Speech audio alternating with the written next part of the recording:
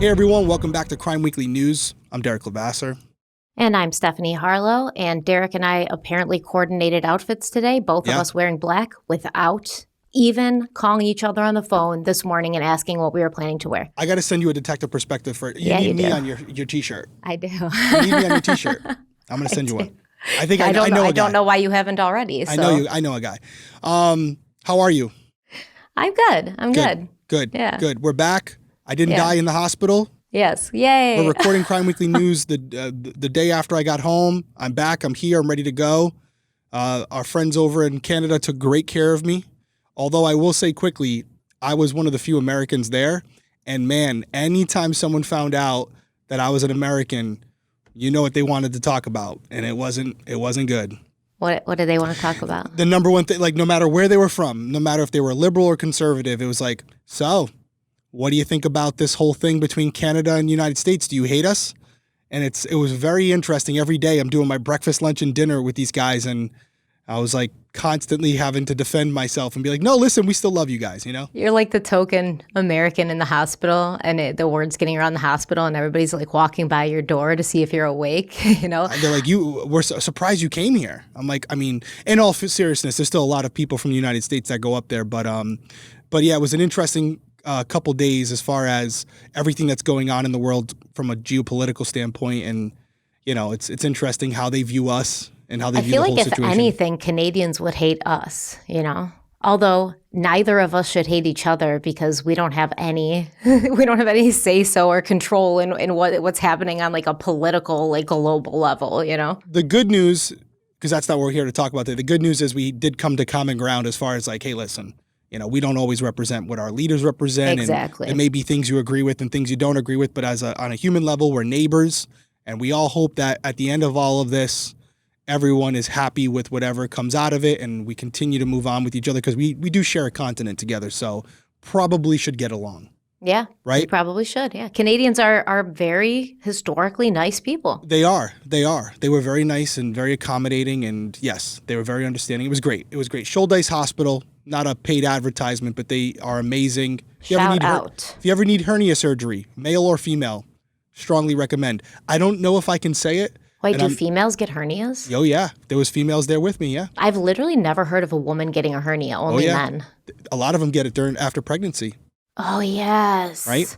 And I'll tell you off camera, I did hear about that, there were multiple celebrities, big celebrities that have been there recently. I'm not going to say their names because I don't know medically. You already you dropped names on the phone last night. You? Yeah, with but me. not to hundreds of thousands of people. No. So, but yeah, it's really you know not, the names. It's not nice. You should tell them now. No, I can't. I think we get sued, to be honest with you. Oh, you're probably right. So I'm not, I love you guys, but unless you're paying the legal bills, can't do it. I am in a good mood. I'm happy to be back. I'm happy to be on the mend. Just health in general. You don't realize how important it is till you don't have it. So true. Super important. And unfortunately, like it is with a lot of episodes that we do on Crime Weekly News and Crime Weekly, we're usually not discussing good things. And if you've already seen the title of this episode, this is the case here again. And we were talking a little bit before we started recording because as parents, this one is just extremely frustrating. And I hope whether you have kids or not, this is a case that we can all agree on. So to give you a little background, imagine this. A 22-year-old college student full of dreams and ambitions. She's visiting friends in South Carolina, and this career criminal with a staggering 40 prior offenses breaks into the home where she's staying, and in this horrific act, fatally shoots her while she's sleeping. And this is all for stolen credit cards. And we're talking about the tragic story of Logan Federico. She was an aspiring teacher and devoted Taylor Swift fan from North Carolina. Big time Swiftie. Yep. So I know you can relate right there. And her life was senselessly cut short for no reason, and authorities are describing this as a random act of violence. So we're going to dive into the details of not only what transpired on the day of the offense, but also the systemic failures of our judicial system, because this is a prime golden example of what the F are we doing? Like, what are we doing? Because when we talk about some of the prior offenses of this scumbag, there's not a single person in this world that can convince me he should have been out walking the streets. He's only 30. He's only 30, by the way. And I don't want to get ahead. I'm already getting fired up. So do you want to give a little bit of the background of the actual crime? And we'll go through it because Yeah, my blood's boiling. Yeah, so this happened on May 3rd, 2025.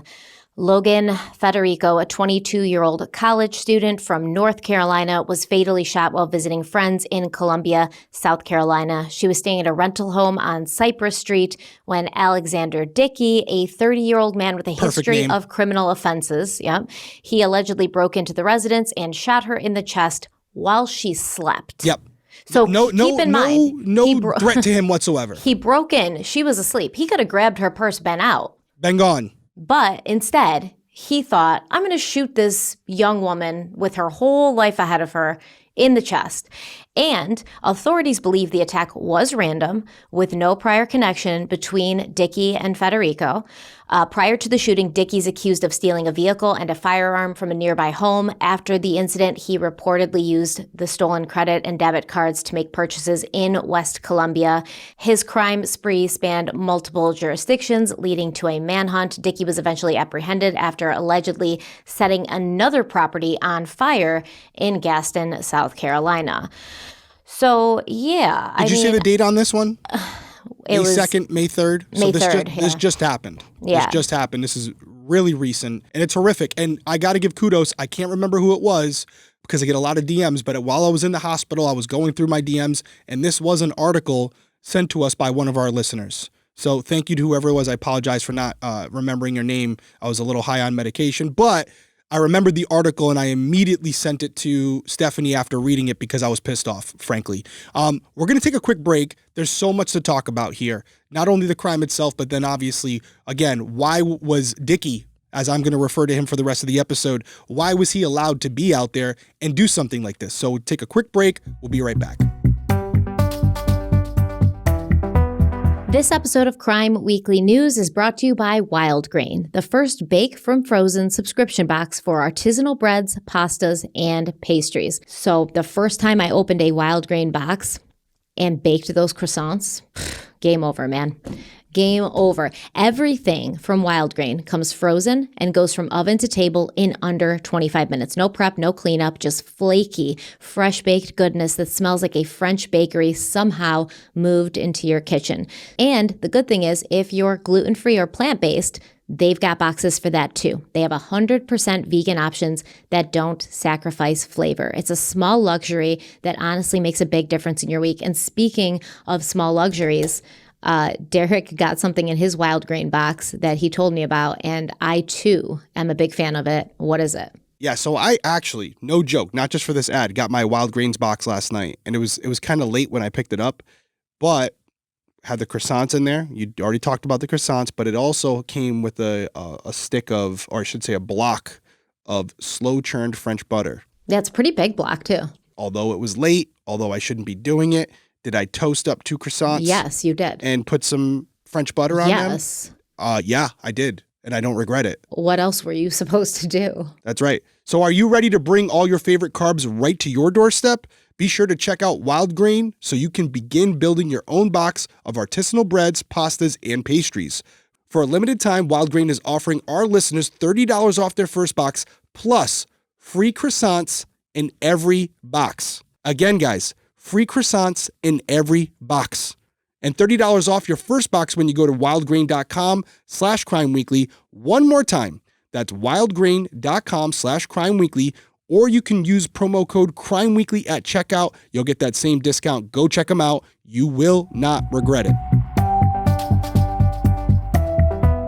All right, so we're back, and we were talking about Dickey before the break, and yeah, I mean, this guy, he was charged with murder and 2 counts of first-degree burglary, 2 counts of possession of a weapon during the commission of a violent crime, possession of a weapon by a convicted felon, 2 counts of grand larceny of a motor vehicle, and 3 counts of financial transaction card theft. So he's got a gamut of charges coming his way now, and that's all well and good, but it's not going to bring Logan back. And that's the big issue here, because it's great. This is a reactive approach. This guy finally took someone else's life. He finally evolved to the level of complete monster. And now there's this 22-year-old woman whose life is gone. And yet now he'll spend the rest of his life behind bars. Congratulations. Cost one life to find out that this guy shouldn't be out there. That's not justice to me. No, I feel like the fact that he's 30 years old with 40 prior criminal offenses shows you that this is not a person who understands implications, who understands responsibility for his own actions, right? This is somebody that probably does not have a lot of self-control and doesn't have the capacity to live life on the right side of the law. That's what that tells me. Because 40, okay, and he's 30. So even assuming he didn't start doing criminal activity until his middle to late teens, that's still a very short amount of time to rack up this many criminal deeds. I agree. And to your point, court records show that Dickey was involved in 40 criminal and traffic cases between 2013, so not that long ago, and the present. And he has convictions for breaking and entering, burglary, grand larceny, strong-arm robbery, possession of a stolen vehicle and resisting arrest, and much more. Those are convictions, Stephanie. I'm not talking about charges that are pending. And as you just said, this isn't a short time span. We're talking about 2013, so a little over 10 years. We're talking about 12 years where he's committed over 40 criminal and traffic offenses. That's a problem. And I know they don't necessarily go together as far as the crimes they're committing, but a lot of these are felonies that I'm talking about. So at what point does the judicial system say, hey, we have access to all your records. We can see everything you're doing. Yes, we're about reform. We want to get you on the right track, but clearly you're not getting it. And although these crimes right now, you haven't hurt anybody yet, as far as we know of, although I don't know the specifics of these crimes, I would argue that breaking into someone's home and burglary is almost as bad as being assaulted because it's such a violation of everything that's important to you. Like imagine living in a home with your kids and coming home and finding out that someone rummaged through your house while you weren't there. That's happened when I was a kid. Our house was robbed. And how did that make you feel? 13, 14.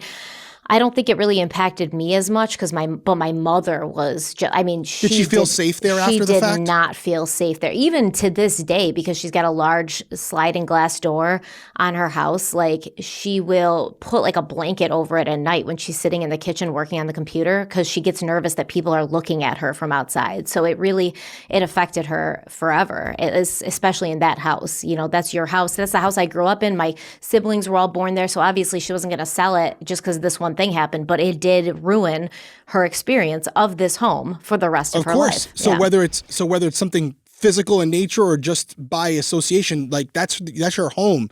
She's built a place of safety there, and that's been taken from her in this one action, and that happens every single day. And I mentioned that some of these didn't involve maybe directly with people, but there is one on here, the strong arm robbery.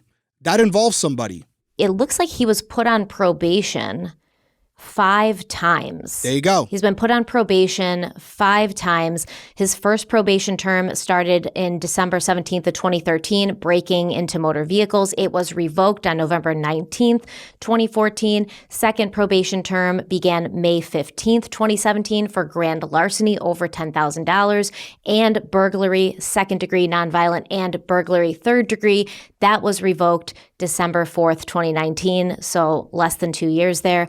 Then we have supervised re-entry term, began February 1st, 2021 for strong arm robbery, completed April 8th, 2021.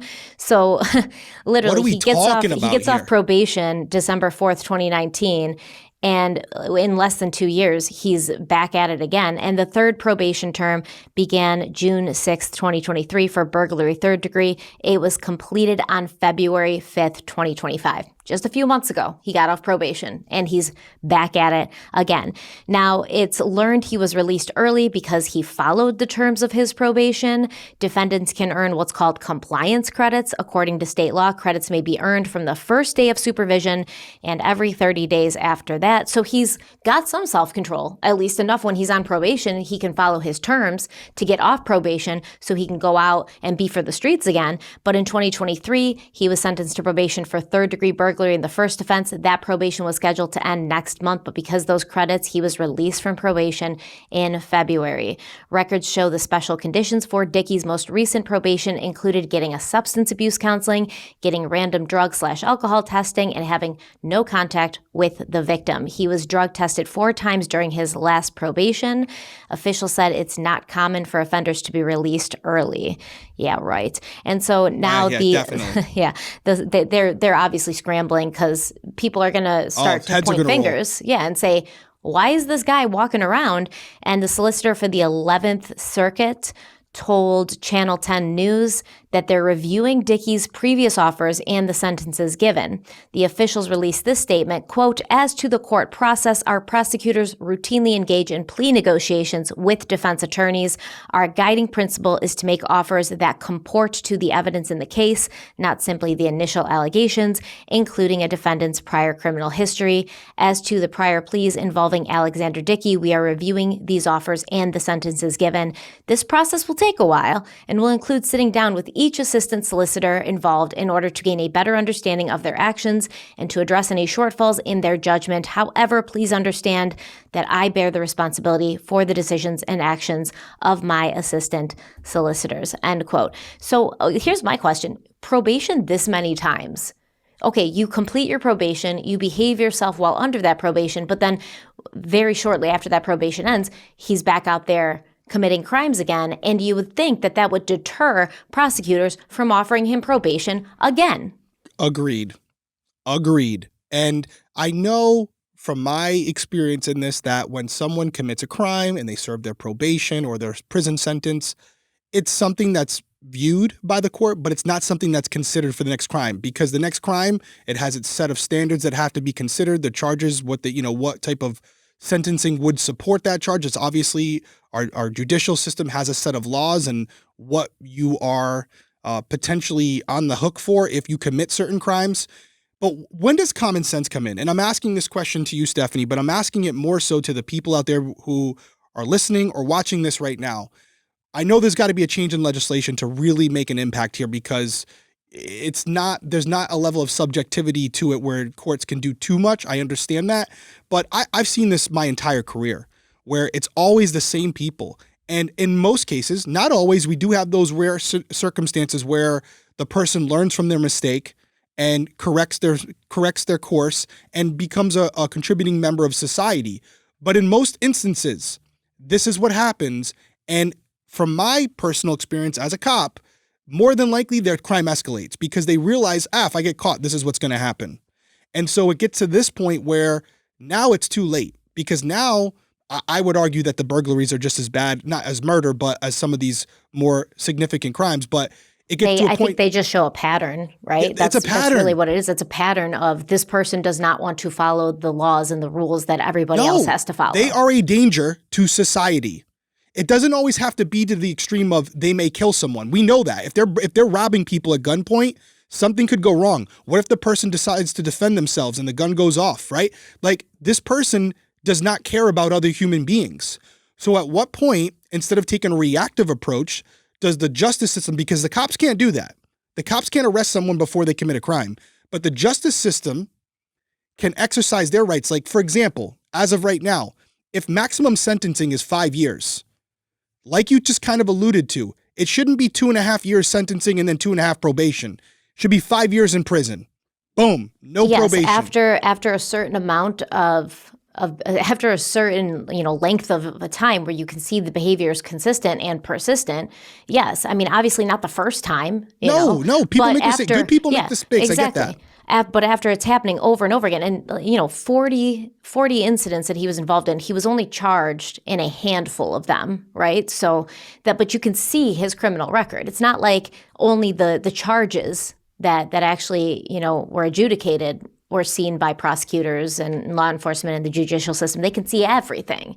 So if you can see everything in front of you, it's very easy to say, like, hey, this is the 3rd time. Maybe probation doesn't work for this dude. Maybe we should just keep him away. Absolutely. And there's a couple things I want to talk about. First off, I've done a little bit of research, and I see that in South Carolina, they have a 3 strikes law, and they also have a 2 strikes law. And it's interesting to me. I want to read it out loud to you guys, but it seems like he would have fallen under this. However, he was still out there. But when we're going to talk about it after the break, we're also going to play a video from Logan's father. You guys have to see it. So we'll be right back. Don't go anywhere. If you're like me and Derek, you don't just want the crime, you want the moment, the exact second everything changed. And that's what you get with Critical Incidents, a new true crime podcast hosted by Kyle Ashley, former police officer, special agent, and current senior enlisted military leader. And just a great dude, by the way. Love Kyle. A great dude. We know Kyle. We love Kyle. He's a good guy. And he also happens to be married to someone who is also great. And that is who, Derek? Heather Ashley, our girl, Big Mad True Crime. We love Kyle. We love Heather. And I think it was when we talked to them at CrimeCon either last year or the year before, but we were talking about how Kyle should do a podcast because he just knows so much from his experience in law enforcement, and he has a great way of telling a story. And Kyle brings firsthand experience and zero fluff. Every episode focuses on a pivotal incident, whether it's a bystander stopping a mass casualty event, a mother rescuing her daughter from trafficking, or a 911 dispatcher holding it together during chaos. These aren't just cases, they're turning points.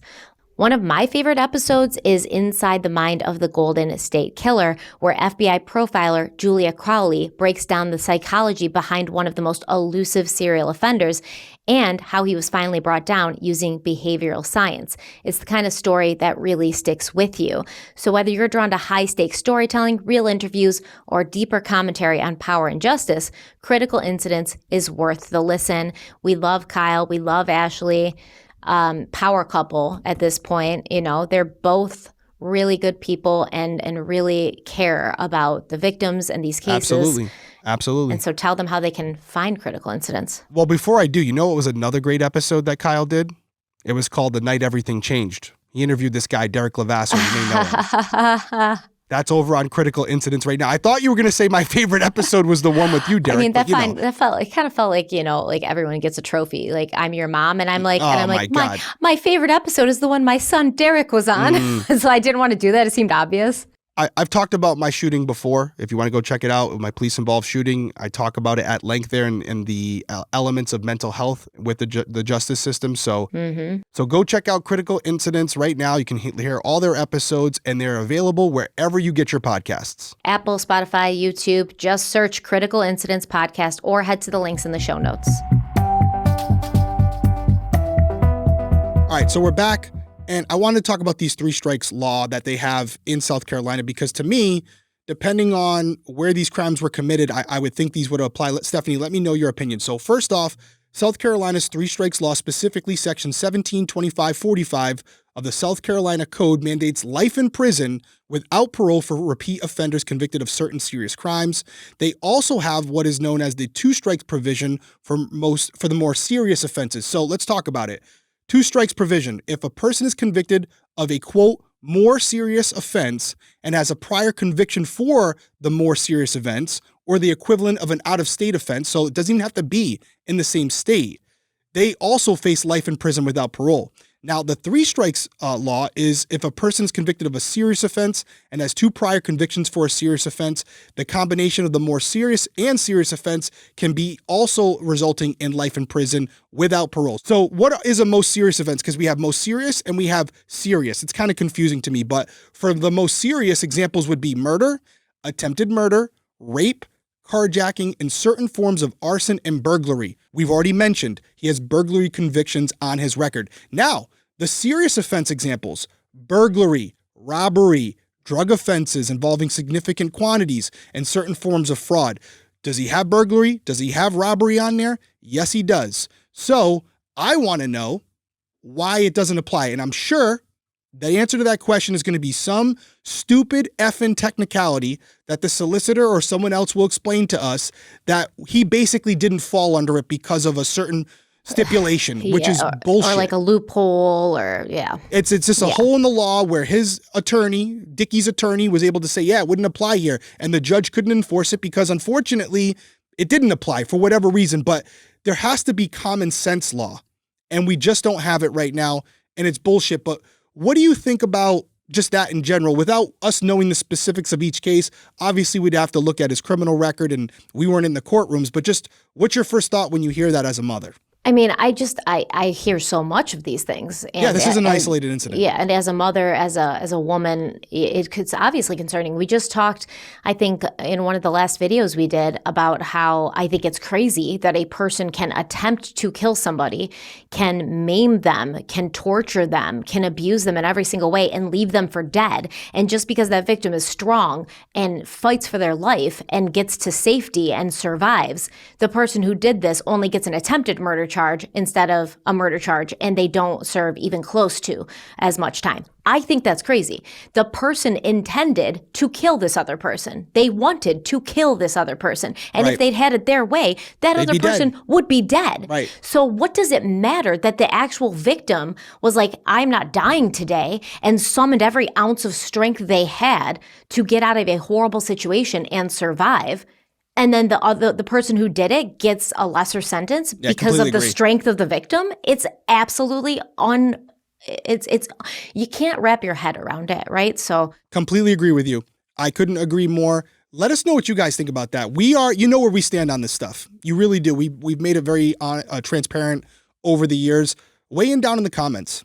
Let us know what you think about not only Logan's case, but all the cases like this, because this is happening in every part of the country. and there's going to be people, I know there are, who are, they're going to say, oh, well, he didn't commit any violent offenses, so how would anybody know that he would become violent? That's not the point. Well, this guy He did.